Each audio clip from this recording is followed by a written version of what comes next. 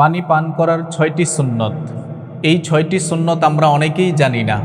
আল্লাহ রসুল সাল্লাল্লাহু আলাইহি ওয়াসাল্লাম এই ৬টি সুন্নতের কথা আমাদেরকে বলে গেছেন।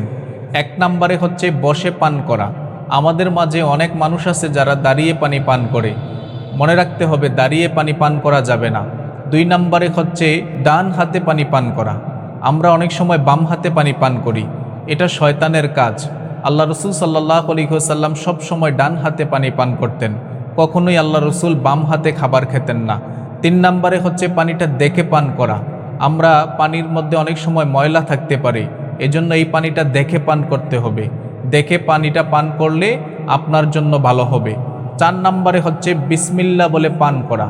প্রত্যেকটি কাজের শুরুতে বিসমিল্লাহ বললে এটার মধ্যে বরকত থাকে, সেজন্য পানি পান করার পূর্বে আমাদেরকে বিসমিল্লাহ পড়তে হবে। ৫ নম্বরে হচ্ছে ৩ নিঃশ্বাসে পানিটা পান করা, অর্থাৎ ৩ বারে আপনি পানিটা পান করবেন।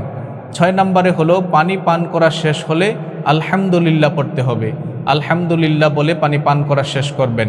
এই ৬টি সুন্নাহ তরিকা অনুযায়ী যদি এই ৬টি সুন্নত আদায় করে যদি আপনি পানি পান করতে পারেন, তাহলে এই পানিটার মধ্যে আপনার জন্য বরকত থাকবে।